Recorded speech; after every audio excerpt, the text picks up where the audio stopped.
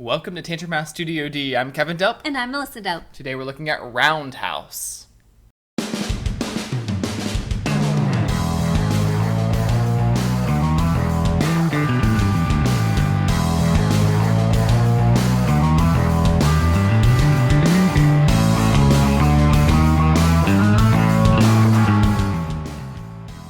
Roundhouse is a 2 to 5 player worker placement set collection game that uses a rondel. It plays in about 60 to 90 minutes. Now in the States, this is published by Deepwater Games. You play as Chinese families who are trying to earn glory in the roundhouse. You'll take actions by navigating your family members through the multi-story circular building. The player who earns the most points wins.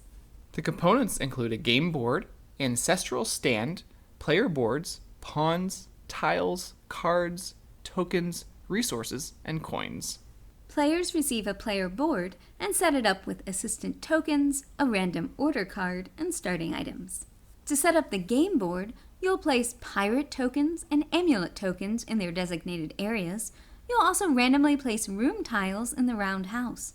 All the player pawns start on the ancestral stand. Next to the board, reveal 3 order cards and 3 expert cards. On your turn, you'll move one of your pawns clockwise around the board 1 to 3 spaces into an empty room. You can only change floors where the arrows allow you to. Wherever you land, you can take that action.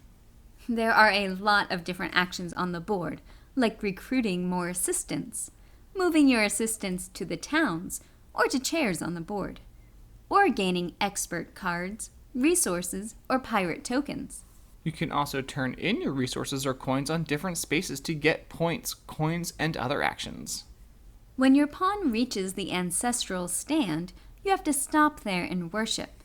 You can either gain the bonuses from a temple tile, or decide to worship your ancestors with the worship table.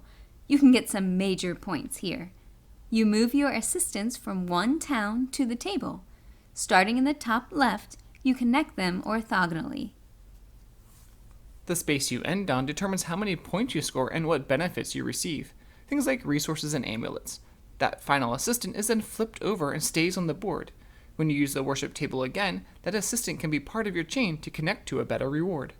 If you have assistants in the chairs in the roundhouse, you'll score extra points when you use the worship table.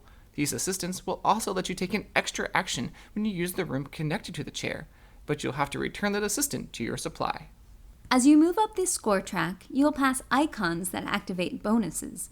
When you cross one, you gain either a face-up order card or an amulet. You can fulfill the orders by paying the cost. These orders not only give you endgame points, but also permanent abilities once per turn, like scoring points when you gain certain resources, or gaining additional coins or resources. The amulets are worth points at the end of the game. You'll get points for how many different amulets you have from the tokens and on your expert cards. Using the worship table is what moves the game tracker. When it reaches the amulet token, the end of the game is triggered. So the length of the game is determined by the players. If you all move through the roundhouse really quickly and use that worship table a lot, then your game is going to go faster. I enjoy that flow, how fast or slow you want to go through the roundhouse, figuring out the best way to get to the spaces you want. Sometimes you have to weave from floor to floor or wait for others to leave the spot. A nice thing is that usually you're not going to get completely shut out of an action you want to take, because there are rooms you can go to and pay coins or resources to get certain actions. Now, there are a lot of decisions besides just where do I move. There's also the decisions about, do I take the order cards or the amulets? And with those order cards, do I take one that has a lot of endgame points or one with a benefit I think is going to help me? And the expert cards are kind of like that too. Some of them have ongoing benefits, and some of them actually give you amulets you can use for your set collection. I think the order cards help direct your path.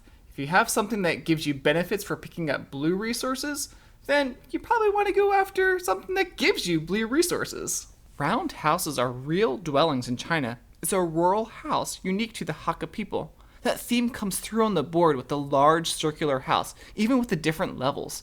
The ancestral stand is fun, and the illustrations on the cards fit the theme well.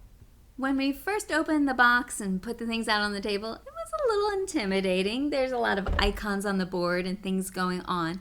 but it's actually pretty easy to understand. And the main thing you're doing on your turn is deciding where to move your pawn. That and figuring out how to get amulets and do well on the worship table. You have to manage your resources and your coins well so that you can turn them in for points and optimize your actions. If you have some goods and coins, then you'll be able to have more options and more rooms are going to be available to you in case someone decides to take the rooms that you want. Aw, who would do that?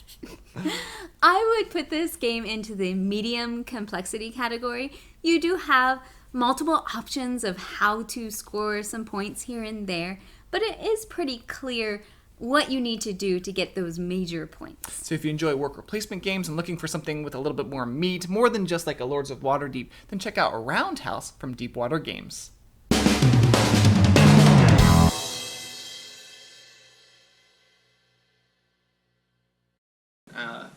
Coins. That's an outtake. Go subscribe over here.